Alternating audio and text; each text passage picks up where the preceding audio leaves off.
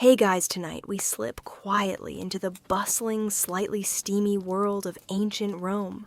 Not through a grand marble archway, or onto the Senate floor, but through a far more humble portal, the public toilet.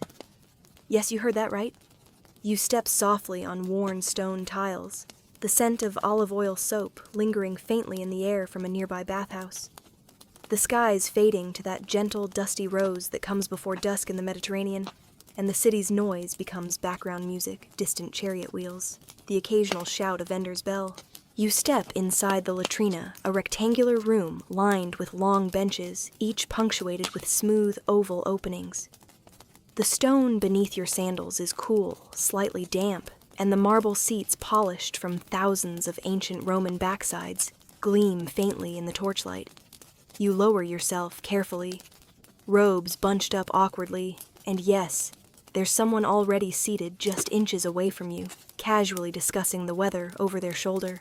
So before you get comfortable, take a moment to like the video and subscribe, but only if you genuinely enjoy what I do here. Let me know in the comments where you're listening from and what time it is. Now dim the lights, maybe turn on a fan for that soft background hum, and let's ease into tonight's journey together. You've entered a Roman public toilet, not just any old outhouse, but an architectural, communal, surprisingly thoughtful institution. These spaces weren't hidden away. They were often built alongside bathhouses close to marketplaces and fully integrated into civic life. Picture a long stone bench with 20 or so openings side by side with barely a divider in sight. There are no stall doors here. In fact, the concept of privacy in this space is almost laughable.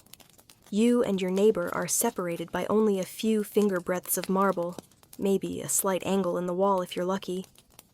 The air smells faintly of damp limestone and the ever-present hints of humanity, but also of herbs. Someone has left sprigs of rosemary in the corner, maybe for masking odors, maybe just for luck. This is no accident. Romans designed their toilets to be communal. It was expected normal even to chat while you were relieving yourself. Some scholars think these were extensions of bathhouse culture spaces, of open bodies, shared routines, and yes, social bonding. You talk politics, ask about your neighbor's daughter's wedding, or exchange a joke. Imagine the layout below you. A gently sloped trench carries running water, sometimes diverted from aqueducts, sometimes from reused bathwater. A second channel runs just in front of your feet for rinsing your sponge stick naturally. Don't worry, we'll get to that delightful topic later. Your eyes drift upward. No ceilings here, just open sky or simple timber rafters. The occasional bird calls above. You shift slightly on your perch, the marble cool even in the evening warmth. Someone sneezes. Another coughs.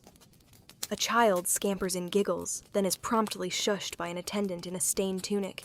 That's right, these places had attendants. Sometimes slaves, sometimes hired help. These folks kept things flowing, so to speak. They might refill water channels, sweep debris, even offer a sponge on a stick for a small coin if yours was missing. They were also the unofficial keepers of gossip. If you wanted the latest on a senator's scandal, or the baker's divorce, you might find out here before anywhere else. It's strange, isn't it? Today we're trained to treat the bathroom as sacred, isolated space. No eye contact, no talking, definitely no bonding. But here in the Roman latrina, you're not just emptying your bowels, you're filling your social calendar. Now you might be wondering, didn't it smell? Oh, absolutely. But Romans weren't oblivious to this. They placed these structures near water sources when possible. They built air vents into walls. Some had small fires burning in corners, not just for warmth, but to neutralize odor. They even used herbs and incense, and the toilet seats themselves surprisingly advanced. Smoothed marble or stone, sometimes with carved edges. They even had modesty front guards, little rises in the stone to prevent errant splashes. Ingenious, unsettling, very Roman. One more curious detail, you notice small notches between seat openings, almost like carved slots. Those were for sponge sticks inserted neatly between users. If that doesn't scream intimate proximity, I don't know what does. There's something almost sweet about it all. You, your neighbor, maybe a former soldier, a merchant, and an elderly woman who scowls when you shift too noisily, sitting together, sharing space-time. And yes, even silence. Historians have often debated just how chatty these spaces were. Some inscriptions suggest joking and conversation, but others hint at quiet introspection. Maybe it was like a modern subway ride, sometimes talkative, sometimes not always shared. One fresco from Ostia shows a man gesturing animatedly while seated, while another figure beside him rolls their eyes. It's comforting in a way. The more things change, and did the elite use these public spaces sometimes? But they often had private arrangements. Still, many powerful Romans insisted on maintaining appearances by joining the masses here and there, just as a modern politician might be caught riding the subway. You stay seated a little longer than necessary. There's something calming in the muted sounds, the flow of water below the slow, shared exhale of a society that never quite valued silence like we do. You're still sitting there, the marble cool against your thighs, and the quiet rhythm of dripping water somewhere beneath you begins to blend with the lull of voices nearby. It's not the raucous noise of a crowded marketplace, or the echo of a bathhouse filled with splashing and laughter. No, this is more subdued, gentle, muted. Like everyone understands this place is for a different kind of conversation. To your left, a man leans slightly forward, elbows on knees, whispering something to the woman beside him. She stifles a laugh and waves a hand at him, perhaps pretending to be scandalized. Behind you, a pair of older men nod at each other in recognition, as though this is a regular meetup, a 10:00 a.m. latrine appointment, maybe just after their morning bread. You begin to realize these public toilets weren't just about relief. They were about rhythm. Social rhythm. For many Romans, especially those living in insulae, the crowded apartment buildings of the poor, there was little space for privacy, let alone comfort. The latrine offered a strange kind of sanctuary. It was public, yes, but predictable. A clean bench, a steady flow, a moment to be seen or unseen depending on your mood, and that predictability became something more. In the absence of modern coffee shops or casual cafes, the public toilet was the place to go when you wanted to catch up not just with nature, but with neighbors. You make eye contact briefly with the woman across from you. She nods once, almost imperceptibly, and then looks back down. The rules here are unspoken. You don't interrupt someone's silence, but if they want to talk, they will. And sometimes they do. Let's say you're a baker on your break between kneading and baking. You pop into the latrina, and there's a fishmonger already there. You chat about the weather, the strange price of garum lately, maybe even complain about your apprentices. It's all harmless, light. But it's connection, and in a city as big and chaotic as Rome, that meant something. Roman society had layers, patricians and plebeians, citizens and slaves, senators and soldiers, but the toilet leveled them all. There was no velvet curtain here, no assigned seating. You sat in the next open space, regardless of who sat beside you. It was oddly enough one of the more democratic spaces in the empire. Of course not everyone enjoyed the intimacy. Some preferred silence. Others found clever ways to signal, not today. Reading, for instance. Yes, people brought scrolls into the latrine. Whether they were reading philosophy or gossip pamphlets, it became a kind of code if someone was engrossed in Cicero. Maybe don't bring up your sister-in-law's wine habit. But sometimes the conversation flowed, literally and figuratively. Some Roman writers even mention that business deals were struck in the latrine. One letter from a merchant in Ostia brags about securing a client while mid-seat. And while historians roll their eyes at the phrase, you can't help but smile at the image. Two men, trousers bunched, nodding in agreement while the sewage flows below. And it wasn't just commerce. Friendships deepened here. Advice was traded. Confessions made.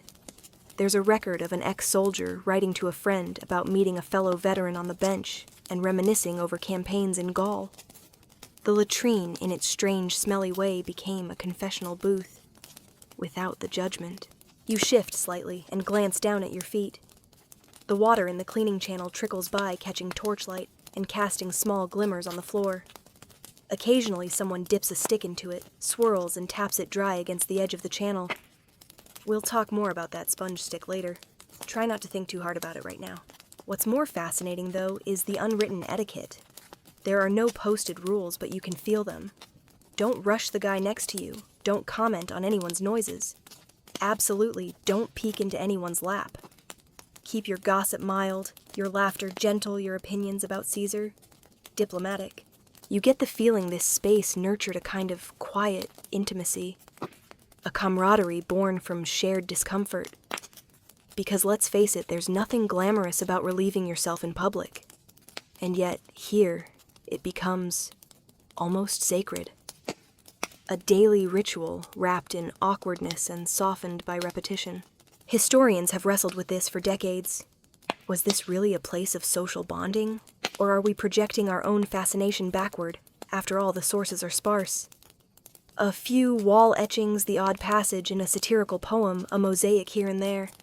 But taken together, they paint a picture, one, not of horror or shame, but of routine rhythm, and yes, even friendship. And what of the women? We'll get to that in more detail soon. But for now, know that public toilets were technically for men. The main ones, at least. Women likely had separate spaces, smaller, more private, and certainly less well documented.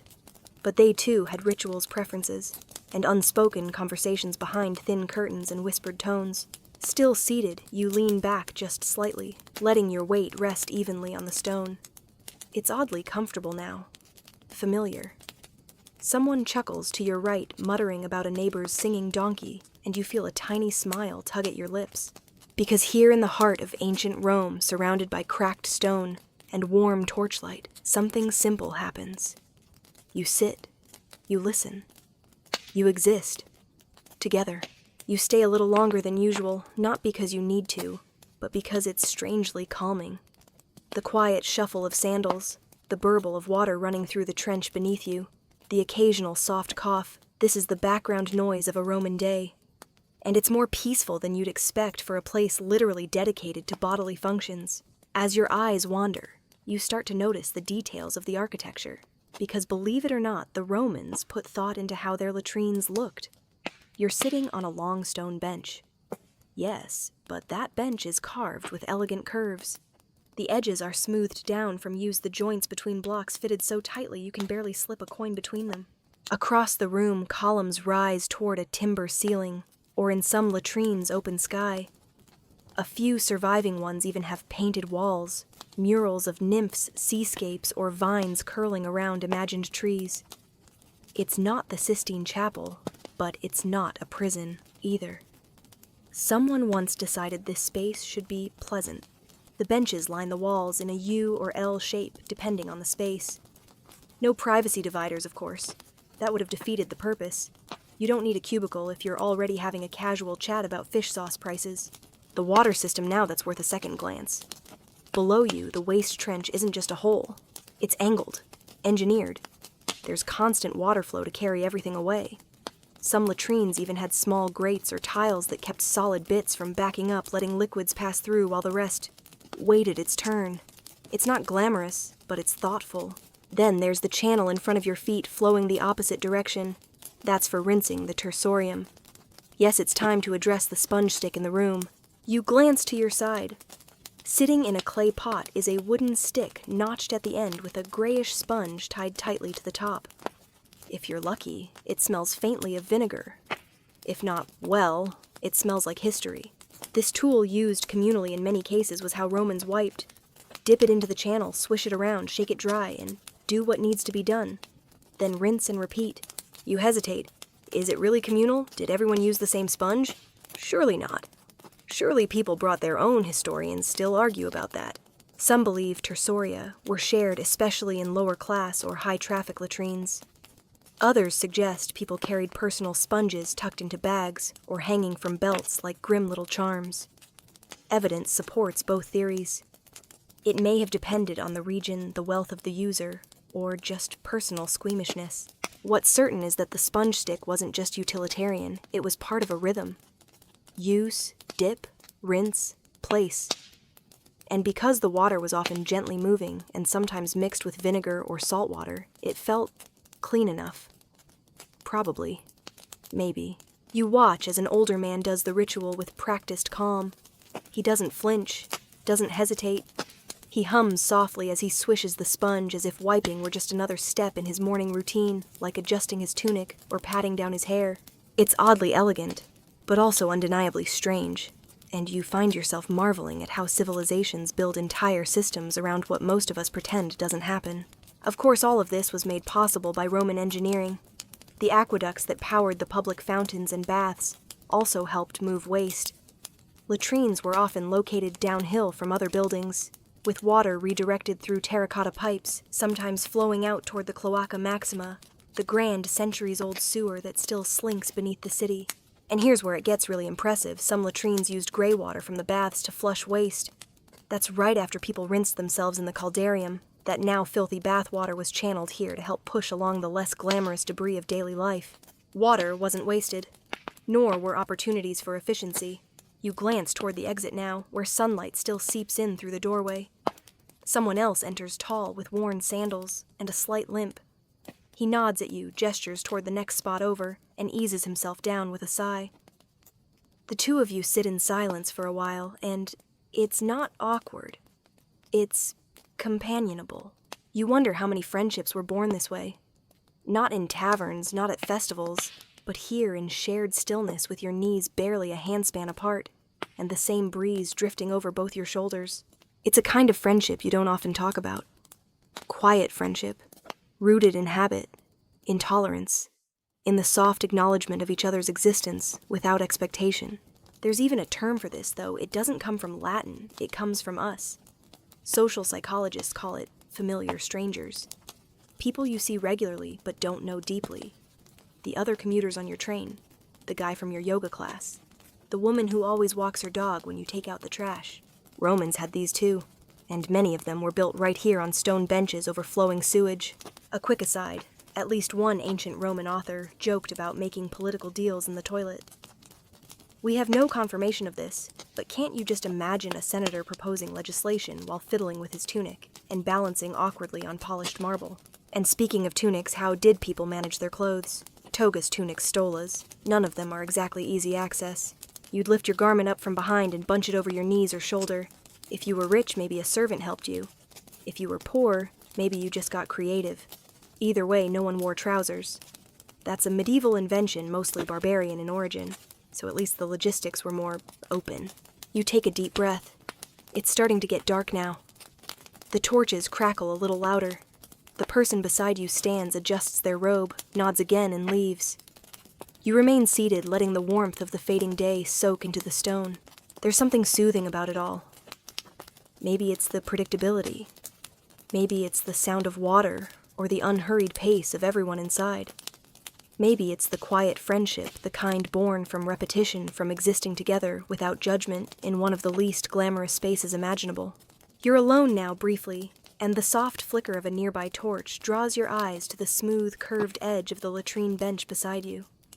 It gleams faintly under soot-darkened light, a long, polished reminder that countless others have sat just where you're sitting, knees pressed close, robes bunched up, contemplating not just digestion, but perhaps destiny. Your gaze drifts toward the recess at the end of the room, a shadowed alcove, where the attendants keep their tools. You hear the scrape of clay against stone, the swish of water, and then there it is again, that unmistakable sound, a sponge stick being wrung dry. This is where things get a little dicey. Because let's be honest, of all the objects you'd hope not to share with a stranger, the tersorium ranks pretty high. And yet here it is again, swishing merrily in its rinse channel. That sponge on a stick was the standard cleaning tool across much of the Roman world. But how exactly it was used and how shared remains a point of lively scholarly debate. Some ancient texts suggest public latrines had just a few of these implements stored communally. Others hint that individuals might bring their own. And some mosaic panels even show attendants offering up clean tersoria for a price. So what's the truth? Well, no one agrees. Some historians argue that sharing a sponge was normal. Romans weren't overly concerned with bacteria after all. Germ theory wouldn't arrive for nearly 2 millennia. Vinegar or salt water might have been used to rinse between uses, and in that world that was clean enough. Others believe the very idea of sharing something so intimate was too unsanitary even by Roman standards. They point to archaeological evidence latrines with holders for multiple sponge sticks, some with personalized carvings or colored ends.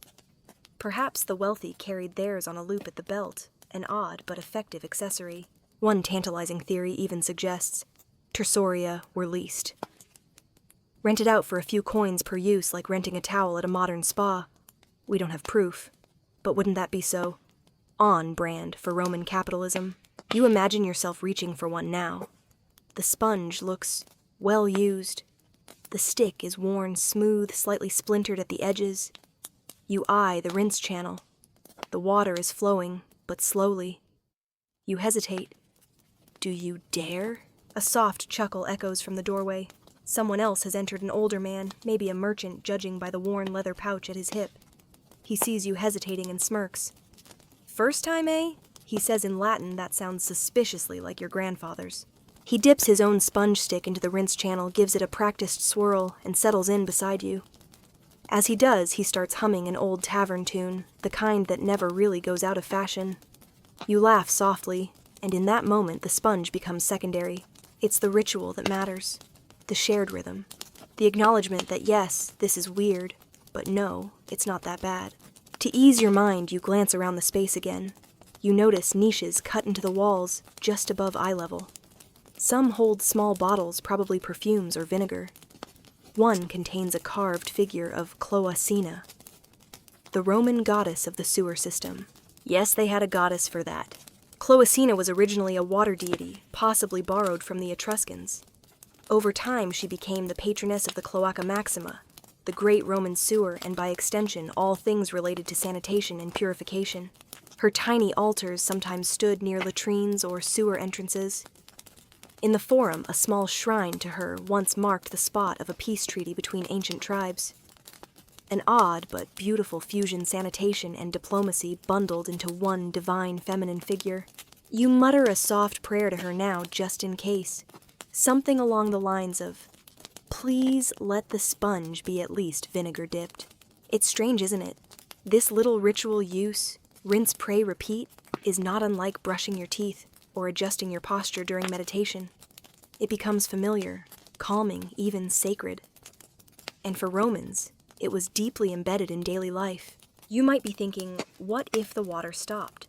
What if for some reason the system failed? Good question, and the answer is unfortunate.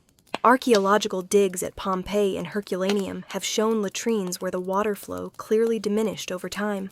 Sediment buildup damaged channels or diverted aqueducts left stagnant pools behind. That, of course, led to backup, smells, insects, disease. Some residents installed their own fixes, sloped tiles, improvised gutters, even chamber pots placed under benches. Others just stopped using the latrines altogether. Some went back to the alleyways, the corners, the gutters. And with that shift, the quiet camaraderie of the public toilets slowly gave way to isolation. But for now, in your mind's eye, the system still works. You dip the sponge, gingerly do what you must, and place it carefully back into its niche. You stand slowly smoothing your tunic and step away from the bench. The man beside you nods again. "Not so bad, right?" he says. You nod back, and for a moment you are Romans together. Just two humans brought a little closer by one of the most humbling realities of life. And really, what better measure of friendship than being able to sit in silence side by side and trust that neither of you will make it weird.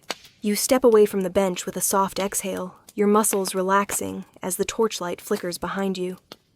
The air in the latrine is warm, now warmer than when you entered, and tinged with the faint smell of wet stone and something vaguely herbal. Maybe mint or the remains of someone's sandalwood oil. But before you leave, someone stops you. A wiry man in a brown wool tunic holds out a small tray stone, or maybe clay with a few bronze coins and a practiced smile. His other hand gestures to a neatly stacked pile of sponge sticks resting on the edge of the rinse channel. "Ah, of course. Welcome to one of the stranger jobs in ancient Rome. The toilet attendant." That's right. Public latrines weren't just a civic convenience. They were staffed, monitored, monetized. And the man standing before you, he's the keeper of the latrine's fragile piece. He might refill the vinegar jugs used to clean the tersoria, or sweep the floor after a particularly rainy morning, or light the torches in the evening so no one accidentally sits in the dark. And of course, he offers clean sponge sticks to those who've forgotten or pretended to forget theirs. For a coin or two, he might even warm the sponge for you in winter. Don't ask how. You hand him a coin, and he nods approvingly. He tucks it into a pouch, gives a small bow, and goes back to his business arranging the sticks like cutlery at a banquet you're not entirely excited to attend. This might seem odd, but for the Romans it made perfect sense. Toilets were infrastructure. Infrastructure needed caretakers, and caretakers needed pay. In fact, latrines themselves were sometimes profitable. Some were owned by the state, others by local councils or even private individuals who leased the land, built the structure, and then charged small fees per use. Not enough to make you rich, but enough to keep the place clean and stocked. Hopefully. This setup gave rise to the Latin phrase pecunia non olet, money doesn't stink. It's said to originate with Emperor Vespasian, who imposed a urine tax on public urinals. Yes, really. When his son Titus complained about the policy being undignified, Vespasian held up a coin and asked if it smelled. When Titus said no, the emperor replied, "Yet it comes from urine." And with that, a surprisingly modern economic motto was born. So yes, Romans paid to pee. And this little economic loop affected more than just your coin purse. It affected how you used the space. If you paid, you expected service, cleanliness, maybe even ambiance. Some latrines were decorated accordingly with mosaics on the floor or painted tiles along the walls. Imagine squatting over a drain while gazing at a serene seaside fresco. Others installed incense burners in the corners, or wind chimes in the rafters to keep the air mobile. And while attendants managed the day-to-day, some larger bathhouse complexes hired toilet managers.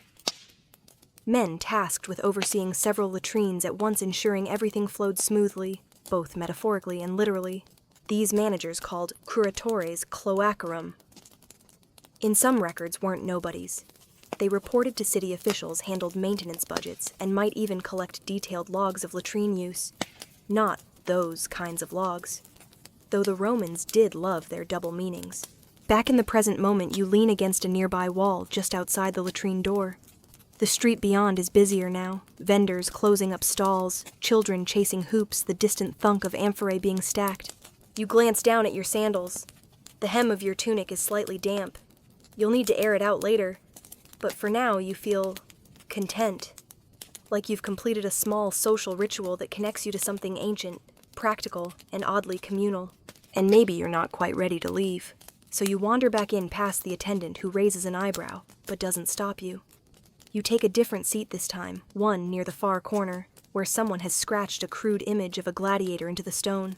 Graffiti in Roman latrines was extensive. And not just the naughty kind, though yes, there was plenty of that too. You might find poetry, slogans, jokes, confessions. One famous scribble reads, Apollinaris. The doctor defecated well here. High praise in the world of ancient medicine. Another claims, I have banged a girl who banged someone else first. Less romantic, more honest. Sometimes it's just names, dozens of them layered over each other like ancient comment sections. Occasionally there's a political insult, a caricature of a hated magistrate, or a plea to a god to fix a stomach issue. Scholars still debate whether this was an accepted part of toilet culture or a form of protest. Some think latrine graffiti was encouraged an outlet for frustration and humor.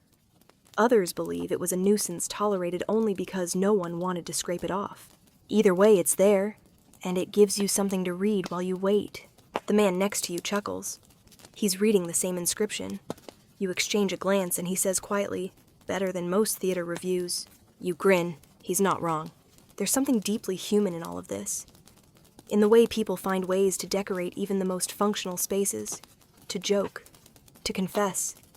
To mark their passing, not with grand monuments, but with scratched Latin puns about bowel movements. And the best part, it's all still here. Archaeologists in Pompeii and Ostia have uncovered latrines with intact graffiti still legible after nearly 2,000 years. It turns out that stone remembers, and in doing so, it preserves not just architecture, but personality. So as you sit there surrounded by soft echoes and hard benches, you realize you've learned more about Roman daily life in the last half hour than any scroll or statue ever told you. Because here in this humble space, people were themselves. Unfiltered, unpretentious, undignified, and somehow that's what makes it feel so alive. You linger on that stone bench just a little longer, tracing the edge of the carved gladiator with your fingertip. The marks are rough, hurried lines gouged by someone who either had a poor stylus or was in the middle of a particularly enthusiastic bowel movement. Either way, it's charming, personal. A flash of one ancient life, preserved in scratches. You begin to notice a rhythm to this space. Not just the trickle of water or the creak of sandals, but the rhythm of routines. People come in, sit, chat, or not, and move on. There's a flow to it like any other civic ritual, fetching water, waiting in line at the mill, bathing. Except here, you're half naked and discussing your mother-in-law's barley porridge recipe. The Romans didn't compartmentalize these things like we do. Hygiene, social life, and even education often blurred together. Nowhere is this more evident than in the bathhouse latrine circuit. Let's walk through it. You wake up in your apartment, an upper room in an insula that creaks when someone sneezes downstairs. You head to the local thermae, the public bath complex. Maybe the baths of Caracalla if you're in Rome proper, or a smaller local house if you're in the provinces. And there between the apoditarium changing room and the frigidarium cold plunge, you pass the latrines. Yes, the Romans often put the toilets right inside the bath complex. This isn't an afterthought. It's a feature. Just as modern gyms have showers, Roman baths had latrines public multi-seated and fully integrated into the experience. Imagine it, you're fresh from the caldarium. A steamy, eucalyptus-scented sauna of sorts. Your skin is flushed, your pores open, your muscles loose. You wrap a towel around your hips, walk barefoot across warm tiles, and take a seat next to a man you just met in the steam room. You both nod, maybe chat about the recent gladiator games, or your son's new tutor, or the rising cost of olives. It's communal, but not performative. No one's trying to impress. Everyone's skin is equally pruny. The bathhouse encourages this kind of equality. Once the togas are off, so are the pretenses. And interestingly, the combination of baths and latrines helped maintain hygiene. Sort of. You see, the Romans weren't oblivious to the importance of cleanliness. They didn't have microscopes, but they understood that stagnant waterfowl smells and flies were bad news. So placing latrines near running water sources, or within bath complexes, made practical sense. It meant waste could be carried away more efficiently. It meant bath attendants could help keep things clean. And it meant you had an excuse to go straight from business to a bath, which is honestly not a terrible idea. Some latrines in these complexes were even outfitted with decorative mosaics. There's one in North Africa with a floor made of tiny tiles that depict dolphins and seaweed little aquatic friends to keep you company. Another in Herculaneum has walls painted with mythological scenes. Imagine doing your business while being watched by a smug-looking Apollo. Comforting. You step into the palaestra. Now the gym area. Men lift stones, swing weighted sticks, or wrestle in the sand pit. Someone shouts a friendly insult. Someone else flexes a little too hard after a short workout back to the baths. And from the baths, perhaps another stop at the latrine. Because again, the cycle is fluid. Pun absolutely intended. The thing is, the Romans didn't draw a firm line between physical function and social function. If anything, they saw overlap as efficient. Why go to one place to sweat and another to talk politics? Why separate the mind and body when you can cleanse both, ideally before lunch? So when you sit back down on that marble bench beside a stranger, it's not just about sanitation. It's about belonging, participation, being part of the body of Rome, which, like any body, has systems of intake and release. And let's not forget how many stories must have been shared here. A young man confessing he's in love with his neighbor's wife. An old soldier talking about the time he marched with Caesar, the Caesar. Two rivals pausing their feud long enough to nod respectfully across the rinse channel. No one documented those moments. They didn't make it into scrolls or speeches. But they happened. They mattered. And somewhere in the rhythm of this shared routine, something else emerged, a kind of gentleness. Think about it. Here you are, in the most vulnerable position imaginable, surrounded by others in the same state. No weapons, no armor, no status symbols. Just you, your body, and the person beside you who, despite their different life, is experiencing the same small discomfort. It breeds empathy, or at the very least, tolerance. You learn to live with each other's noises, smells, moods. You learn to keep your voice soft and your elbows tucked. This might be one of the earliest examples of what we now call third spaces locations, that are not home and not work, but something in between. A public-private zone, a neutral ground. And in that space, people connect not because they must, but because they can. Back in your own seat now, you tilt your head and glance toward the ceiling. In some bathhouses, it would be painted blue, dotted with gold stars, like a little sky inside the stone. Some had skylights or open-air roofs, letting in sun or stars depending on the time of day. It was soothing, intentional, part of the design. Not just to impress, but to put you at ease. To make the transition between stress and stillness feel smooth.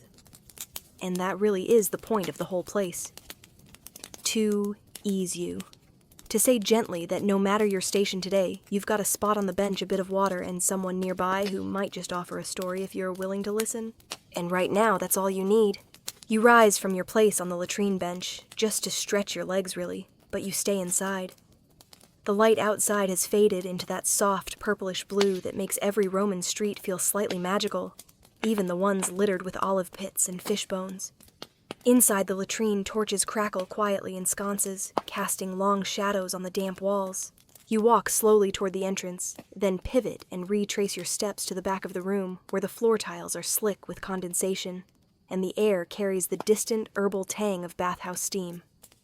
Because yes, just next door you can hear it, the echo of laughter, the unmistakable slap of water on stone, the melodic drip, drip, drip from a heated bath. You're inside a latrine attached to a Roman orgy thermison, a public bathhouse. And this pairing latrine and bath wasn't just convenient, it was cultural. To truly understand how Romans viewed sanitation, friendship, and bodily function, you need to appreciate the entire ecosystem of cleansing. And that means following the water. You push open a low wooden door, or more likely a beaded curtain of linen strips, and step into the apoditerium, the changing room. Tunics hang from hooks carved directly into the plaster walls. The floor is tessellated tile cold, but clean, covered in simple, repeating patterns of ivy and waves. A slave boy brushes past you, arms full of folded cloth. Someone calls for oil. Another person sneezes. This isn't a private spa. This is the Roman answer to the gym, the cafe, the office water cooler, and the barber all rolled into one steamy, semi-nude arena of social navigation. After disrobing you, move through the rooms in traditional order. Tepidarium, the warm room, a gentle welcome your skin acclimating. Caldarium, the hot room filled with mist and dripping eaves. Frigidarium, the cold plunge, a bone-snapping slap of icy rebirth. And in between each step, you might stop at the toilet, or have a chat with someone who just came from it, or discuss what you saw in the toilet. Because in Rome, it's all connected. The bathhouse wasn't just a place for scrubbing elbows. It was a network of rituals, many of which revolved around vulnerability, nakedness, cleanliness, heat, smell. These sensations blurred social lines and created strange, brief friendships that lived only inside these marble walls. Back in the latrine, that same energy lingers. There's a reason Romans built these structures with such care. Take the latrinae of the Forum baths in Pompeii, symmetrical, elegant, with arched ceilings and skylights. Or the latrina near the baths of Caracalla, large enough to accommodate dozens with mosaic floors showing dolphins frolicking among seaweed. The decoration wasn't just for vanity. It was part of creating a purpur-y mindset of leisure, even while doing something extremely unleisure-like. And then there's the matter of noise. In the baths, everyone talks loudly. The domed ceilings carry voices like a cathedral. You hear debates, rumors, jokes, and the occasional splash of a clumsy bather slipping on oil. In the latrines, it's quieter. Not silent, but gentler. You might whisper instead of shout. You might hum instead of sing. The architecture encouraged it. Low ceilings, rounded corners, soft stone surfaces that muffled echoes. Why possibly to ease embarrassment? Or maybe because that was the expected tone, just like we instinctively hush our voices in a library or a darkened theater. The whole complex bathhouse and latrine is a choreography of sound and silence, heat and cool exposure and modesty. A public dance of bodies at ease. Here's a curious thought. While the bathhouse had changing attendants, masseurs, oil scrapers, striggles, and snack vendors, the latrine often had just one humble attendant. Yet both were essential. One restored the outer polish. The other reset the inner clock, so to speak. Some wealthier citizens had bathhouse routines that lasted hours. Imagine stopping for a bowel movement at the start again halfway through, and once more at the end, just in case that lentil soup from earlier made a surprise return. It wasn't shameful. It was expected.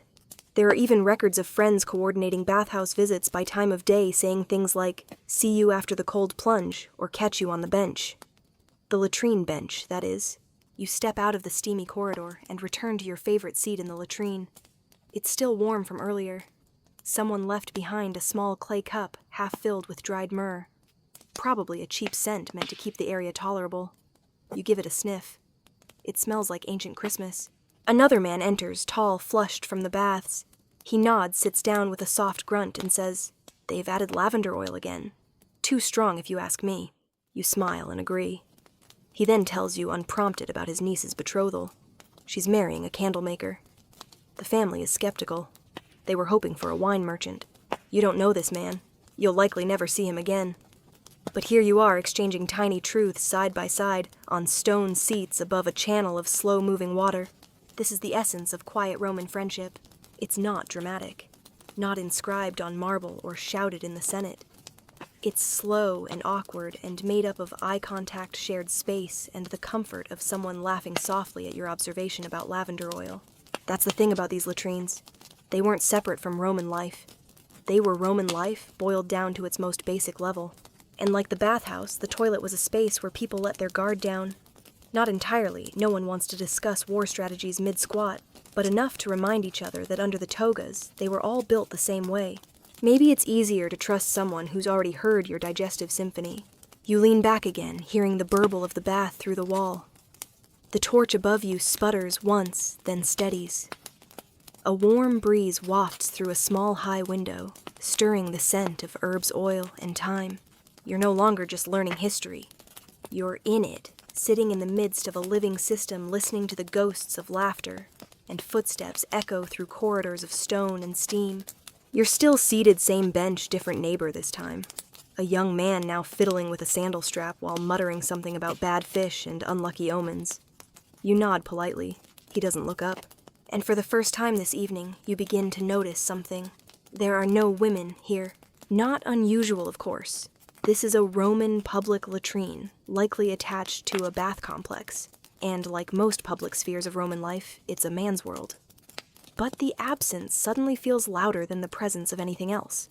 It's not just that there are no women. It's that the space wasn't built with them in mind. So, where did the Roman women go? You rise again, curiosity piqued, and wander out the door. Back into the evening air, down a narrower street past the murmuring fountain. You know you won't find a grand marble arch leading into a woman's latrine. What you're looking for is subtler, quieter.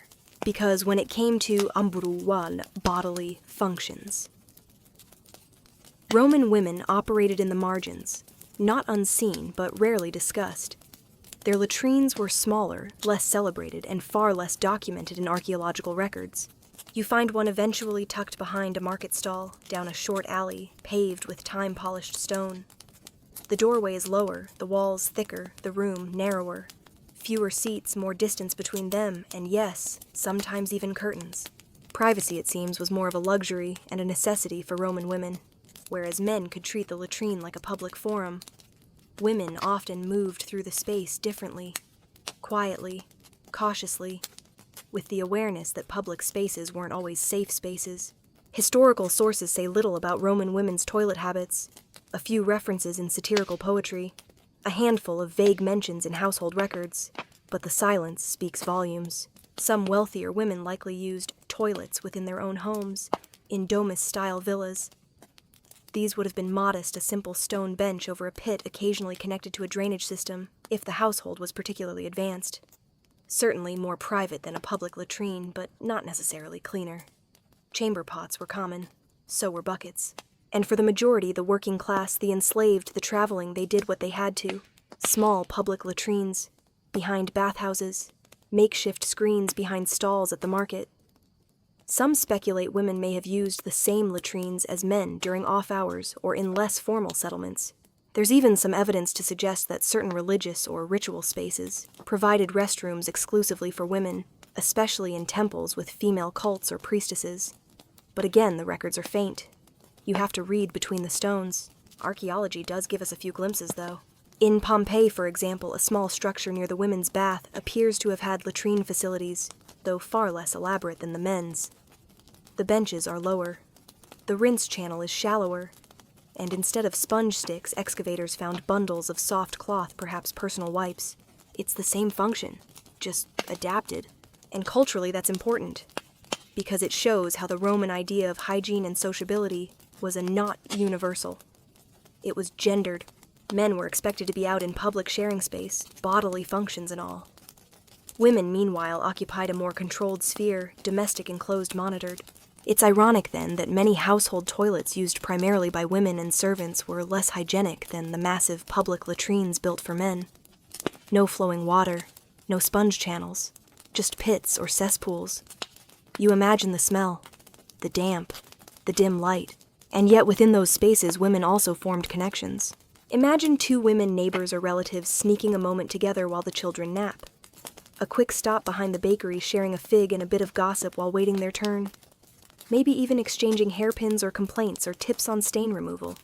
Quiet friendship, soft alliances formed in the margins. Of course, these friendships weren't always cozy. Some Roman writers lamented the chatter of women in the bathhouse latrines, complaining of high-pitched voices and unending stories. Others made crude jokes about what women really did when they disappeared together. Misogyny, like sewage, flowed steadily through Roman literature, and yet, for all their dismissiveness, the very fact that Roman men wrote about women's toilet time proves it mattered. That it happened. That it was a space, however limited, where women could exist together outside male oversight. In private villas, women of the household might use a shared indoor toilet is adjacent to the kitchen or atrium. It wasn't glamorous, but it was personal. Decorated sometimes, perhaps with a small lamp niche or a painted tile. The floor would be swept. Perfumed water poured to keep odors down. And within that space, she was at peace. Just for a minute.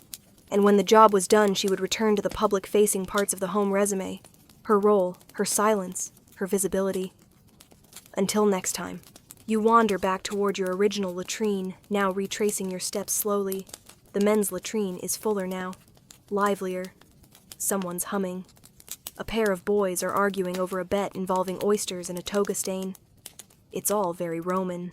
You slide back into a seat near the entrance. The air is warmer here. Your sponge stick is gone, claimed by someone else. That's fine. You didn't really need it again. You're just here to sit. And as you sit, you think about the parallel world just a few alleyways away. About the quieter benches, the shadowed stalls, the shared cloths and whispered stories. And you wonder if the Roman world had made space for both kinds of toilet cultures, loud and quiet, bold and hidden. What might it have learned? Because friendship, after all, doesn't only live in places with mosaics and attendance and laughter. Sometimes it survives behind a curtain, in the dark, in a glance, in a moment of shared wordless humanity. You lean back against the cool stone wall, taking a long breath. A breeze filters in from a high window, stirring the torch flames and shifting the smells just slightly less vinegar, now more damp earth and oil. The room hums with life, a cough, the swish of water, someone humming tunelessly near the far end of the bench. And then under it all, you hear the water, faint but steady like a small river flowing just beneath your sandals. You look down and for the first time really see it. Not just the rinse channel, which you've grown oddly fond of, but the larger trench beneath the latrine seats. Gently sloped, carved with precision, and most importantly flowing. You are sitting above one of the great, unsung marvels of the ancient world, the Roman sanitation system. To understand how this all works, you have to picture the Roman approach to water not just as a necessity, but as a tool, a luxury, a statement of power. Aqueducts brought clean water into cities from mountain springs miles away, powered entirely by gravity. They didn't just serve fountains and baths, they also kept toilets flushing latrines rinsed and streets washed. And once water had been used for washing bathing or rinsing dishes, it wasn't discarded. It was redirected. Down below, your seat, wastewater from a nearby bathhouse, likely flows beneath you. Still warm, still moving, still useful. It pushes waste through the stone-lined sewer below your feet, down narrow tunnels that spider through the city's foundations. Eventually, that waste might end up in the Cloaca Maxima, the great sewer of Rome. You may have heard of it. You're practically sitting on it. Built as early as the 6th century BCE, yes, that long ago, the Cloaca Maxima was one of the world's first large-scale urban sewer systems. It carried both storm runoff and waste away from the heart of the city, and dumped it unapologetically into the Tiber River. And it worked. For centuries it worked. You shift slightly and imagine the vast network beneath you, arched tunnels, large enough to walk through, carved from volcanic rock, reinforced with bricks sloped perfectly to keep the water moving. No pumps, no motors, just gravity and some of the best civil engineering the ancient world had to offer. Now this system wasn't perfect. Waste often backed up during storms. Rats, definitely. Odors don't even ask. and without modern bacteria treatment, the Tiber River downstream became, well, less than pristine. But within the city, it kept the streets cleaner, the latrines fresher, the bathhouses more bearable, in a world without bleach or rubber gloves that counted for a lot. You glance at your feet again. Small holes along the rinse channel let water drip into the lower waist trench. A basic but clever way to keep everything damp moving and ideally far, far away from the latrine floor. Some latrines even had venting systems, small vertical shafts that helped pull foul air out of the room like a kind of proto-HVAC. These were rarely perfect, of course, but it shows you just how deeply the Romans thought about where everything goes. And they had to. Rome was crowded. No skyscrapers, sure, but lots of people stacked into narrow spaces. Fires were common. Disease lurked around every corner. If waste wasn't managed carefully, it piled up literally and fast. In fact, sanitation in ancient Rome was so deeply ingrained in urban planning that inspectors were employed to monitor street cleanliness. Citizens could be fined for allowing refuse to build up outside their shops or homes. And sewer access points, called closinae, were spaced strategically around cities to allow workers to clear blockages with long poles or buckets. It wasn't glamorous, but it was organized. And in a very Roman twist, they made it religious. Remember Cloacina, the goddess of sewers? Her shrine wasn't just symbolic. Ritual offerings were made to ensure the smooth functioning of the system. Because when the sewers backed up, the gods were surely displeased. You imagine briefly what a sewer priest's prayer might have sounded like. O Cloacina, clear of blockages, and generous with drainage, guide this waste swiftly to the river, and let no stench rise into the nostrils of decent men. Not the Iliad, maybe, but heartfelt.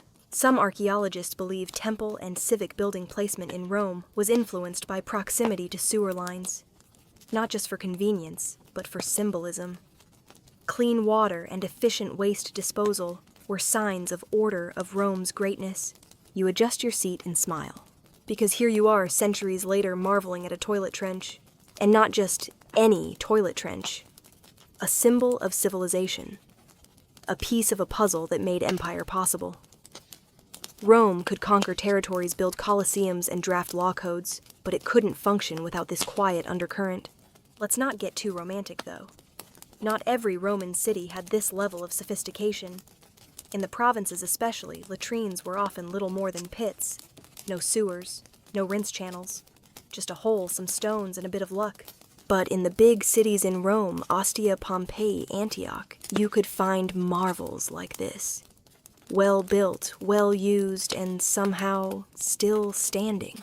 You hear someone approaching. A young man in a short tunic carrying a bronze bucket. He's whistling as he checks the rinse channel, probably an assistant to the attendant. He squats, adjusts a cracked tile, and stands again with a satisfied nod. That's maintenance Roman style. There's something comforting in the way everything fits. The aqueduct flows to the bath. The bath flows to the latrine. The latrine flows to the sewer. The sewer flows to the river. The river, well, maybe don't drink downstream. You close your eyes and picture it a city breathing in and out. Its water moving like blood through arteries, its waste carried gently away, like the shedding of skin. Life goes on, and the latrine, often overlooked, is part of the heartbeat. And here you are not conquering Gaul or composing epic poems, but still participating. Sitting, listening, learning, one marble bench at a time. You remain seated, lulled by the soft trickle beneath you, eyes half-lidded. The rhythm of Roman life continues all around sandals, brushing stone low murmurs, the occasional gentle creak of someone adjusting on their perch. Then someone nearby murmurs, not to you, but to the wall. Cloacina, grant me relief. You turn slightly. There's no reply, of course, just the steady hush of flowing water. But for the Romans, that quiet invocation had meaning. Because here in the most humbling of spaces, even the gods had a seat. That name, again, were Cloacina. She's not a glamorous deity. No thunderbolts, no golden chariots. Just a modest shrine above a sewer opening, and a name invoked by those hoping to exit the latrine with their dignity and clothing intact. Cloacina began as a water nymph, most likely Etruscan in origin. Over time, as the Roman Republic evolved, so did she. Her domain expanded from flowing waters to sewage, and then oddly to purity, and even marriage. That's right. This goddess of filth and feces also became associated with cleansing rites and conjugal harmony. Because why not? If you can bless a wedding, you can bless a bowel movement. Both require faith, patience, and careful timing. Her most famous shrine, the Sacellum Cloacinae, was located right in the Roman Forum, just above an outflow drain of the Cloaca Maxima. There, the goddess was depicted on coins and referenced in poetry, typically standing modestly cloaked, hence her name, Cloaca, sewer plus cloaked. It was a compact shrine, nothing ostentatious, a circular platform, a railing, a statue. But it served as a civic reminder Rome worked because its water flowed. And sometimes gratitude means building a temple for the system that carries away your city's least poetic expressions. You glance around now and wonder how many other gods had a place in this room. Well, depending on where in the empire you sat, there were quite a few. In Roman Britain, for instance, archaeologists have uncovered votive offerings near toilets. Tiny statues, carved wooden charms, and even inscribed curse tablets. You'd write the name of someone who wronged you, fold it, and drop it into a latrine, hoping the gods or just the stench would carry vengeance. Imagine being cursed via toilet. That's commitment. In other latrines, especially those near temples or civic centers, small lararia, household shrine-like alcoves could be found tucked into corners. A flickering oil lamp, a painted figure, maybe even a bowl of offerings, grapes, incense, a few dried figs. For protection, or maybe as a sort of divine thank you note. The Romans believed impurity could attract malevolent spirits, particularly lemures, restless ghosts, or larvae. More malicious shades. A poorly maintained latrine, or one ignored by the gods, might be a magnet for misfortune. So you honored Cloacina, or perhaps Fortuna for luck, or even Janus, god of transitions and doorways, who might appreciate the very entrance and exit nature of this entire activity. And in some remote regions of the empire, especially where Roman culture overlapped with local traditions, even stranger toilet deities emerged. In parts of Gaul, local spirits were believed to inhabit springs and streams, even the channels beneath latrines. Small altars were found with inscriptions requesting good health, safe childbirth, or protection from illness. It turns out, even provincial gods understood the value of a clean exit. You picture someone lighting incense in this very room, holding it aloft before squatting, perhaps murmuring a brief chant. May what is within be released without harm. May I rise lighter and unscathed. Not exactly Homeric poetry, but effective. And this belief wasn't limited to Rome. The Greek Zouakis Creeks, too, had deities connected to waste. One of the lesser-known ones was Hosius Stercutius, a Romanized agricultural god tied to manure. Not a glamorous title, but vital to farming. After all, good fertilizer grows good grain. And in that logic, what exits the body feeds the field. A perfect, pungent circle. The Romans accepted this earthy practicality. Their gods weren't always clean or lofty. Some were literally underground. You honored the god of the sewer, not despite his domain, but because of it. Back in your seat, you close your eyes and imagine the shrine again. The torchlight flickers behind your eyelids. You breathe in a bit shallowly and feel grounded, present, oddly reverent, because sometimes it's not the grand basilicas or the massive forums that tell you the most about a people.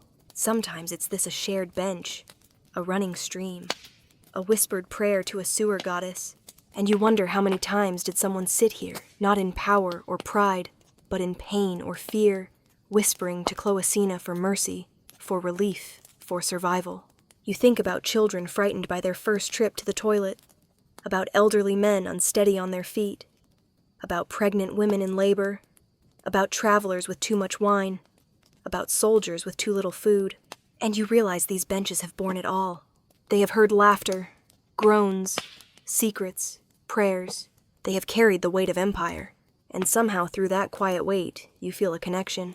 You too have sat, waited, listened, hoped. And so you whisper too. Just once. Just softly. Thank you, Cloacina. You sit a little straighter now, the marble under you a familiar pressure. Your hands resting lightly on your knees. Around you, the low rustle of tunics. The quiet shuffle of sandals. the ever-present burble of water continue their patient song. But something in your mind won't let go of it. The sponge stick. What? You've seen it used. You've watched it rinsed. You've tried to imagine the daily ritual of reaching for one, with the casual confidence of someone grabbing a napkin. But still, you can't shake the question. Did they really share it? This is one of those questions that modern historians argue about, not angrily, but persistently. The evidence is unclear, the sources contradictory, and the implications frankly disturbing. But let's explore it. The unterrupted, as we've noted, was a stick with a sponge affixed to one end. Typically stored in vinegar or salt water, it served the Roman as toilet paper never could. Flexible, reusable, long enough to keep your hands clear of the action, and often left in communal pots near the rinse channels. But how did it work in practice? Some scholars argue the sponge stick was communal, especially in high-traffic urban latrines. Think of it like the soap bar in a public restroom before liquid soap became a thing. Not ideal, but tolerated. You'd dip it in vinegar, first wipe, then rinse it again. Hygiene questionable. But the vinegar was thought to be a disinfectant, and perhaps it helped. Perhaps. Other researchers are horrified by this theory. They believe Romans had a bring-your-own-sponge policy. You'd carry it in a pouch tied to your belt and take it with you when you left. Some even speculate about little sponge cases made of clay or leather. And then there's the third camp, its historians, who believe the tersorium was never really a personal hygiene tool at all, but a kind of proto-bidet. Something you used, indirectly swished around, placed underneath, maybe even used to splash clean rather than wipe. In this version, contact is minimized, dignity preserved. The problem is none of the ancient sources are explicit. Writers like Seneca and Martial mention the sponge stick, but usually in passing, or as part of a joke. One line from Seneca complains about a man's character being softer than a lavatory sponge. That doesn't tell us how. It was used, only that it was well known. And then there's the haunting line from a Roman legal text that describes someone committing suicide by shoving a sponge stick down their throat. Yes, that's real. So not only were sponge sticks known, they were available, within reach, and disturbingly capable of being weaponized, which again doesn't clarify the sharing policy, but does suggest they were just there. You glance again at the pot near the rinse channel. Another sponge stick stands upright in it like a soggy sentinel. No name tag, no personal touches, just wood sponge and vinegar water. It's entirely possible, likely, even that different latrines had different rules. In elite bathhouses, perhaps you were expected to bring your own. In military camps, you might share with your cohort. In seedy roadside inns, it may have been a single sponge for all replaced weekly if you were lucky. This variation leads to another theory that sponge sharing was more cultural than hygienics. Romans, after all, had different ideas about the body. They didn't see public elimination as shameful. They were more tolerant of touch of closeness of certain bodily realities. A shared sponge, no worse than a shared bench. Still, even Romans had limits, and that's where the debate gets spicy. Some graffiti from Pompeii complains about "He's that man who never rinses." Others reference dirty sticks and vinegar thieves. These little jabs suggest a social code existed. Maybe you could share if you followed the rules. Rinse before, rinse after. Don't hog the pot. Kind of like the unspoken rules of public transportation: don't stare, don't block the door, don't eat fish. It's not a law, it's etiquette. In the world of Roman latrines, sponge etiquette may have been an entire social language, one we've sadly lost to time and mildew. Now you're thinking like an archaeologist. Imagine it: two men sit side by side. One uses the sponge, rinses it poorly, and places it back without a word. The other sighs audibly, picks up the stick, dips it again thoroughly, and shakes his head. A moment of mild judgment. A friendship bruised. All over vinegar dilution. This was daily life. Not Senate debates, not epic battles, just sponge diplomacy. You close your eyes for a moment, trying to imagine what the sponge stick felt like. Coarse, slimy, surprisingly soft. You're not sure you want to know. But what you're sure of now is this. The sponge stick wasn't just a tool.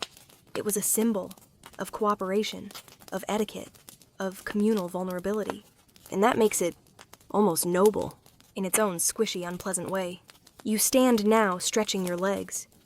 The torchlight has faded slightly, casting deeper shadows across the wall. You notice again the little carved niche, a tiny shelf, where someone has left a sprig of rosemary. Maybe for the smell. Maybe as a charm. You step past it, heading toward the exit, and glance one last time at the sponge pot. Another man walks in, nods at you, reaches down for the stick, and without hesitation begins the ritual. You nod back. Not in horror, in understanding. Because here in this ancient tiled room, where marble meets sewage and silence meets small talk, you've seen the unglamorous heart of civilization, and it's sponge-shaped. You step out briefly into the cool night air, letting it fill your lungs. The stars above the rooftops flicker faint against the haze of cooking smoke and oil lamps. Rome doesn't sleep early. Even now you can hear the clink of amphorae being unloaded from a cart nearby, the soft bray of a tired donkey, and laughter spilling from a nearby tavern. But your stomach reminds you why you came out in the first place. Something you ate earlier, perhaps that dodgy eel pie, or the garum-smeared barley cake from a vendor who looked far too cheerful, has begun a slow and determined protest. And so you head back toward the latrine. Only this time it's born after dark. And this you're beginning to realize is a very different experience. The torch at the entrance burns lower now, its light flickering uneasily across the stone lintel. Inside the room feels changed. Not dangerous, but deeper, quieter, like stepping into a temple after the priest has gone home. At night, public toilets were still accessible, but far less populated. The bustle of bathhouse goers, market vendors, and gossipy merchants has subsided. In their place, the shadows grow longer and silence settles into the corners like sleeping cats. You take your seat, but this time you're alone. Just you and the soft plink of water in the rinse channel. The torch above you crackles once, then steadies. But here's the thing. Most Romans didn't like to use latrines at night. Why? Because of what might be waiting in the dark. Some of it was practical. The streets at night were dangerous. Without public lighting, save for the occasional oil lamp hung outside a tavern, it was easy to trip, fall, or worse. And if you lived in an insula, a tall, crowded apartment building, you might have to descend 3 or 4 narrow, rickety wooden flights of stairs just to reach the street-level latrine. Add in no handrails, no lighting, and the possibility of someone dumping a chamber pot from an upper-floor window, and you begin to understand the appeal of staying put. That's why many Romans kept chamber pots. Simple ceramic or metal vessels used during the night and emptied in the morning. Some were quite plain, others decorated, even painted. A few had inscriptions, little jokes, or pet names. Sweet relief in Latin, possibly, but chamber pots came with their own problem. What to do with the contents. Some folks followed the rules. In many Roman cities, ordinances prohibited dumping waste into the street, especially during daytime. But enforcement was lax, and people were tired. And when the pot is full and the window is open, you step outside again now and glance upward. Somewhere above, a shutter squeaks open. A voice mutters. A splash follows. You step back just in time. That right there is the Roman rooftop terror. It was so common, it became a source of dark humor.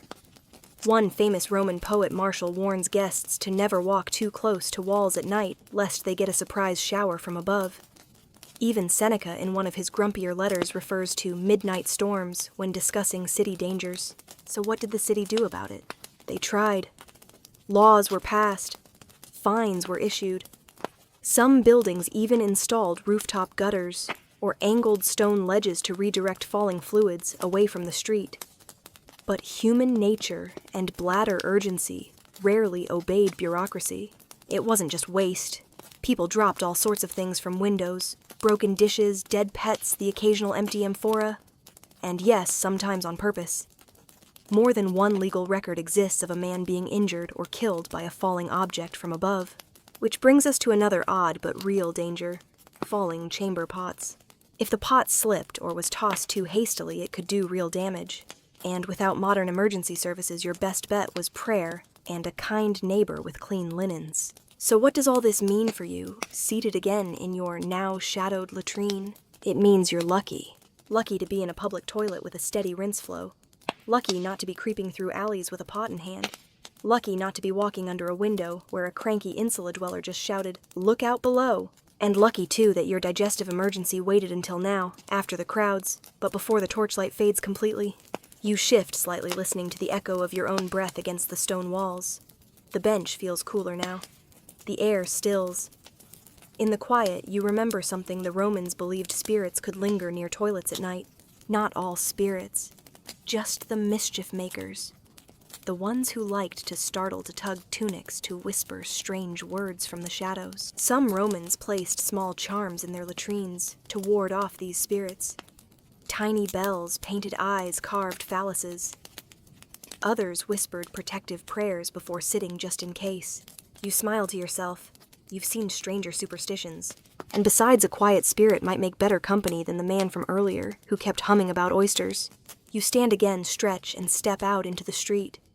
The stars above are brighter now. The moon has risen, casting a silvery sheen across the tiled roofs and narrow alleys. Somewhere a dog barks, once then falls silent. You glance up. No windows open this time, and continue down the path, the warmth of the latrine still in your bones. And just before turning the corner, you whisper a quiet, "Thank you," to the shadows, for not dumping anything tonight. You're back out on the road now. Sandals brushing the dust of a well-worn Roman street, still chuckling a little to yourself at the thought of rooftop chamber pot assaults. But the humor fades a bit as you glance up at the stars, because for all its glory and engineering, Rome wasn't exactly built with comfort in mind for everyone, especially not for soldiers. And so, tonight, you follow a different road, one less paved and far more trampled. It leads you out of the city and into the rougher reaches of the empire. You pass under tall stone gates, past fields glowing faintly in moonlight, until you reach a military outpost, a Roman castrums. There's no marble here. No bathhouses with frescoes or mosaic dolphins beneath your sandals. Just barracks, wooden palisades, and rows of tents flapping softly in the night breeze. And just beyond the edge of the camp, dug carefully, efficiently, and somewhat reluctantly, by whichever unlucky legionaries drew the short straw today, is the Belbritiwas military latrine.